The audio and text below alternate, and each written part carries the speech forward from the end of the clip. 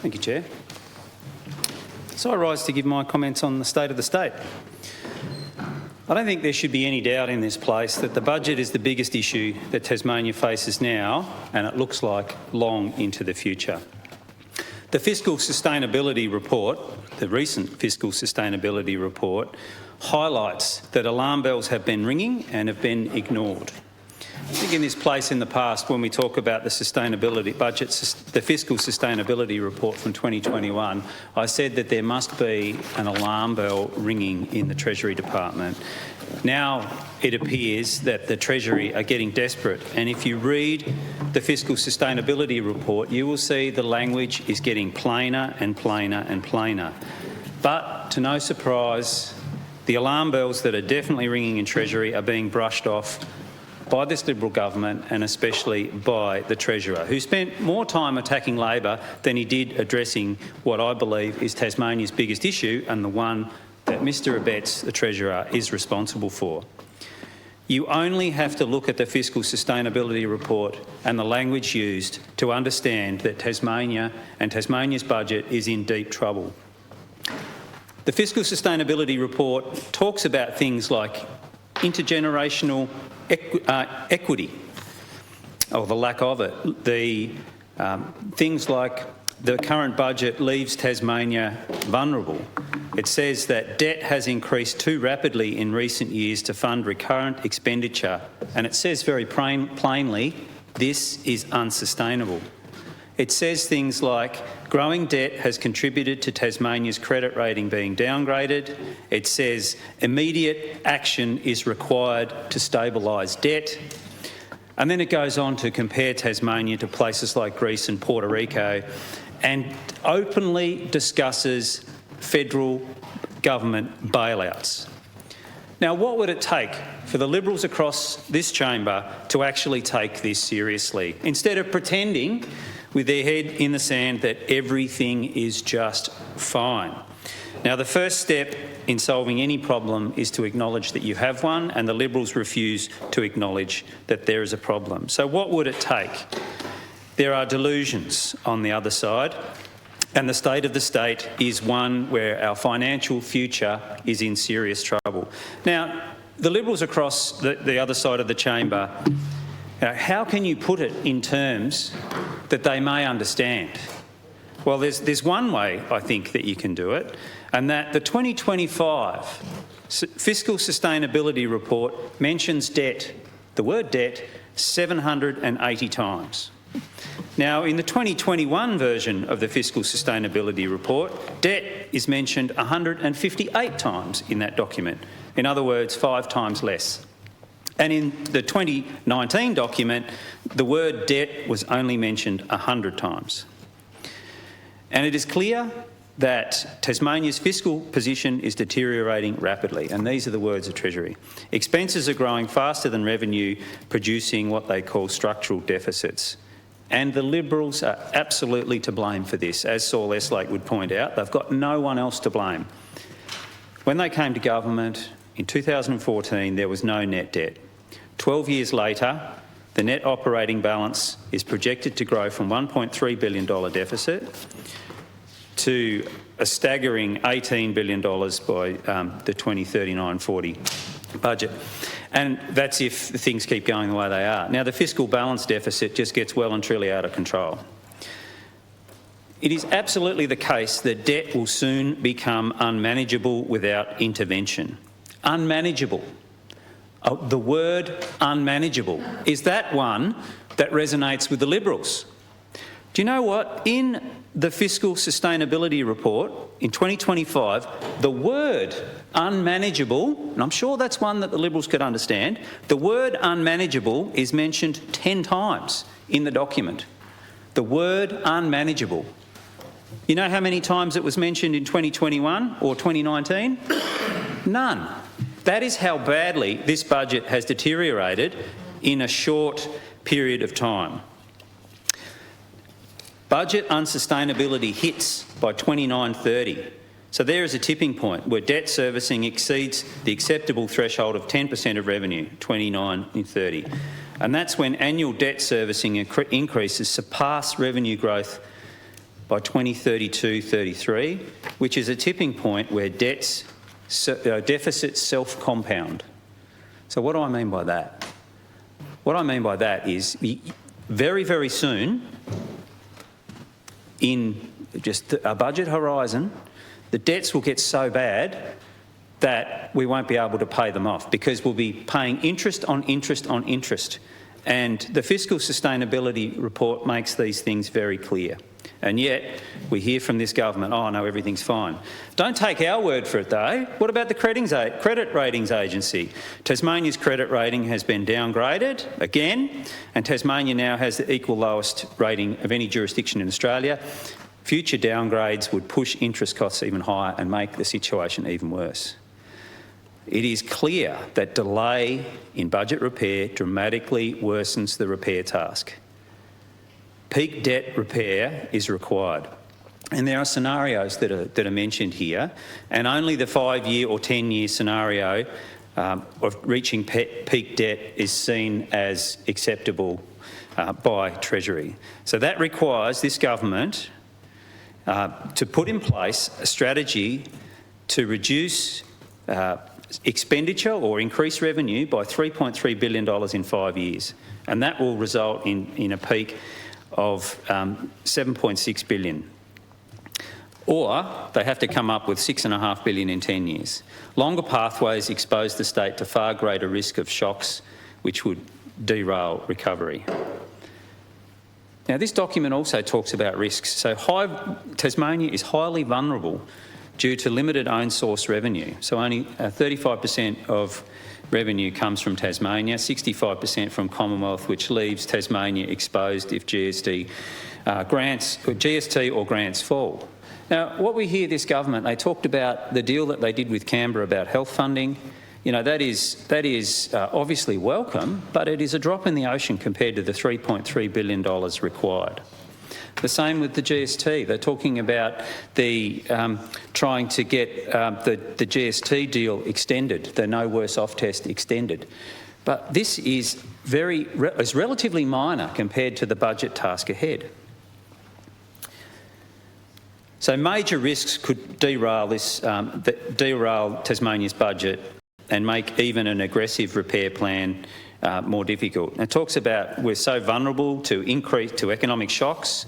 You know, maybe this economic shock, there may be an economic shock coming because of events in the Middle East, but higher interest rates or major cost blowouts, the PNFC sector requiring additional equity, so in other words, our government businesses requiring bailouts, or even a 10% operating expenditure shock blows repair off course. So, major cost blowouts. It's not as if we haven't seen major cost blowouts. We've seen a massive cost blowout in the Spirit's berth. We've seen the government the government bailed out a shipbuilder and then had to bail out the owner of the ship, and now there's even discussion about having to get Tasmania bailed out. So we could have these cumulative bailouts. Now, the budget repair scenario, so 3 pathways were modelled, as I said. Treasury considers only the 5 and 10-year pathways credible, with longer delays risking loss of fiscal control. Now, it is clear, and I've said this a number of times, that better management is clearly required. And what did we see in the State of the State? What we saw was quite a thinly veiled excuse to sack 250 people to save $250 million over 5 years by rebranding rebranding the department Building Tasmania and splitting the department. This is really a comedy sketch idea that people would struggle to believe, but here we are. So state growth being rebranded to Building Tasmania, a thinly veiled excuse to sack 250 people. Now look, if you're going to do this, why don't you just be honest about it?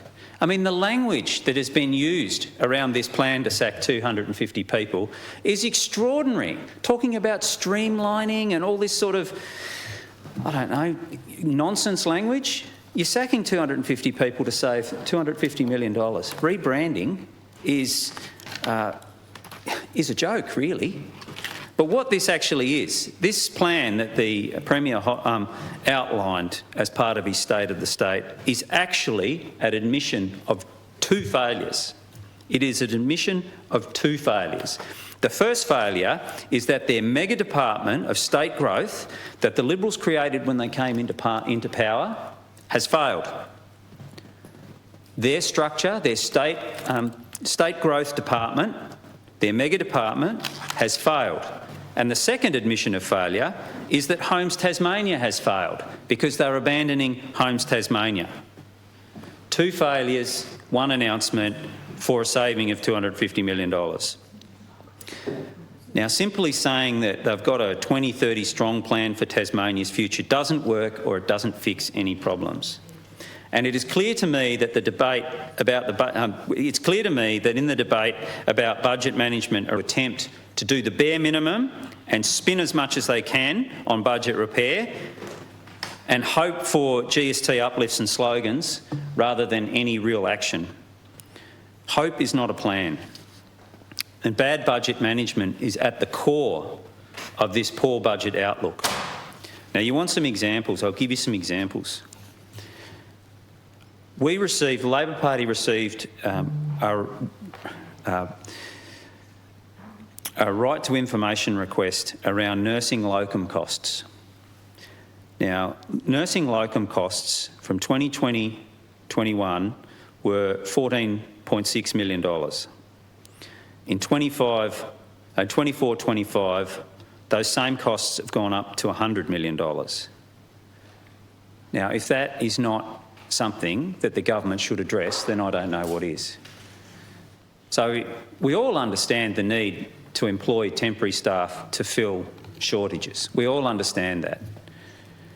But surely when a department sees that the temporary costs for nurses, for locums, has increased from over $14 million to $105 million, so it's increased by almost 10 times, that they should understand that something is going wrong in our health system. How much does it cost to employ a nurse full-time compared to a locum nurse or an agency nurse?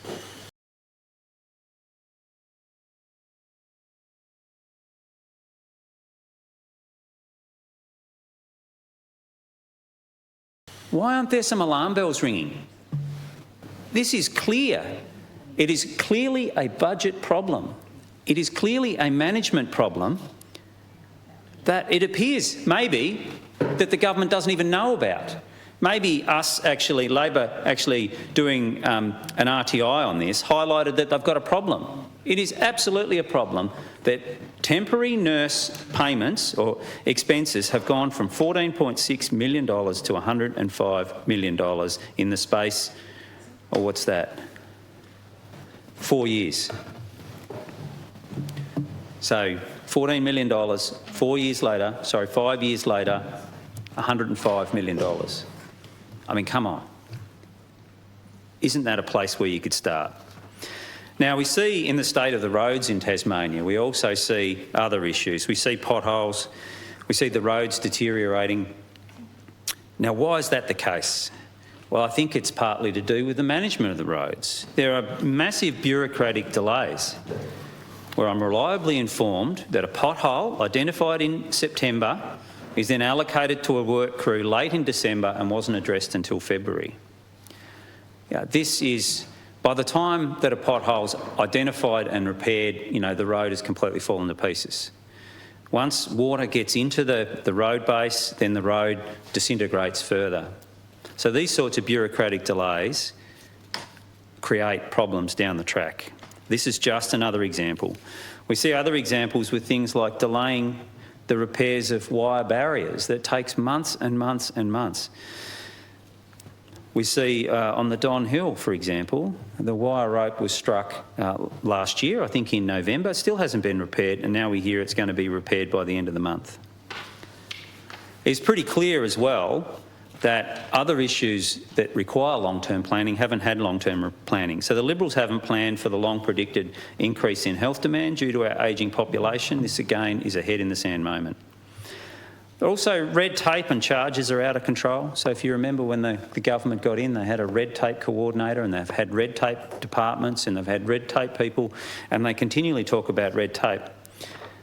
But yet, things don't change.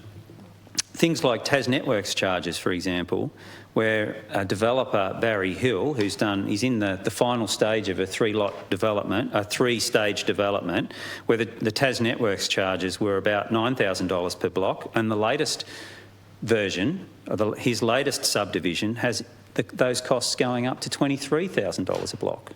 And when I've asked the minister about this, I get this reply sort of pretending that there's something different happening on this block, when Barry Hill points out quite succinctly that this absolutely hasn't happened. He's doing exactly the same things and the costs have gone through the roof. Now, but there is some good news on the horizon. So we see the spirits, the long delayed and over budget spirits, are on the way. Well, I mean, one's already here, the other one's in Scotland, but the berth is along the way, and apparently it will be operating in late October, and this will be very exciting for Tasmania. It will change Tasmania. We also see in the forest industry, we see a transition to using more plantations and value adding. So been out to Britons and seeing their operation there at Somerset with their veneer mill, trying to get the most out of a limited product that they can. And then we see at Southwood using plantation pulp logs to make pallets at Southwood. Which brings me to another issue slightly off track, but the state of the state is one where we have the Bob Brown Foundation bragging about in their protester tourism event that they recently held, that 23 of the members in this protester tourism event were arrested shutting down businesses around Tasmania, including Southwood. So there's the protesters, the Bob Brown Foundation protesters, ran into Southwood, locked on and shut down Southwood Mill. The only issue is Southwood is now 100% plantation. They're using logs that would have gone to the chipper to make pallets, value adding. They're creating high value jobs. They've got robots doing a lot of it, but the workers there now are operators. They're qualified as operators. They're getting paid more. There's a value added product from 100% plantation pulp logs.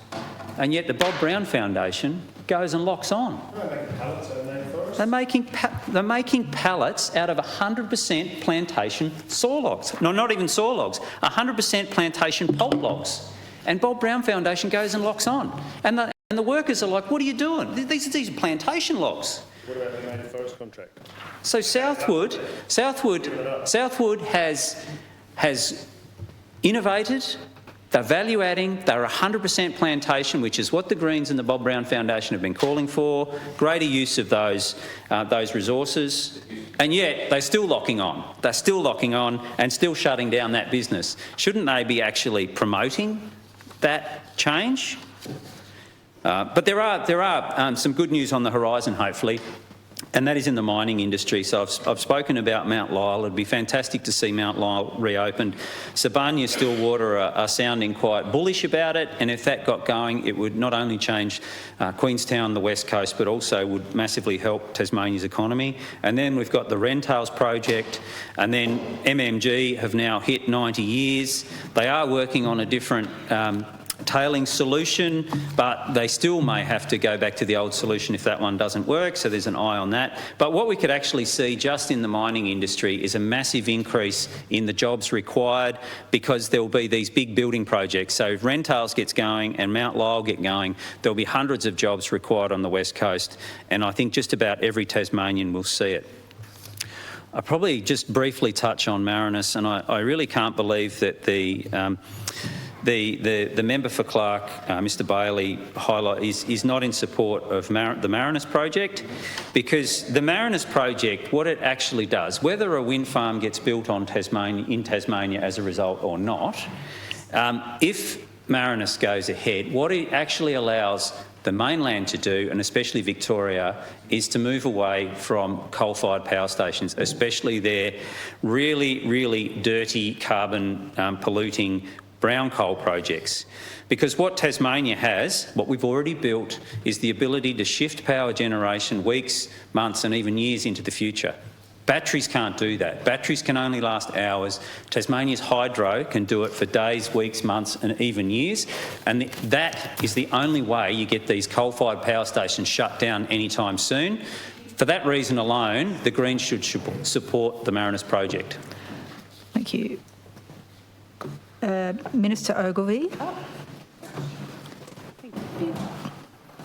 Thank you. I thought he was going to jump in. I was happy to cede to you, but that was lovely. Thank you. Well, you can only orchestrate these things when they. No, I know when everybody occur, plays. when they actually occur. Thank you, Speaker. In rising to make my contribution, I firstly do want to congratulate the Premier on his outstanding State of the State address, which sharpens our focus on delivering the infrastructure and services Tasmanians deserve. The Premier's speech provided many highlights and he covered many portfolio areas, but Speaker, it is clear the government will ensure Tasmania remains the best place to live, to work and to invest and to raise a family. Importantly, we must do this in a financially responsible manner. Resoundingly, the underlying message of building a strong economy while ensuring growth of a caring community for not just the now but also the future resonates in our community. This is about continuing the setting of good and solid foundations for which all Tasmanians will benefit. Let me start by again noting for the Chamber that we have created more than 50,000 jobs since coming into government in 2014, and we're continuing to invest in job-creating projects. New figures from the Australian Bureau of Statistics show Tasmania's economy continues to strengthen, with strong private investment and final demand reaching a record high, all of which relies on jobs and leads to jobs.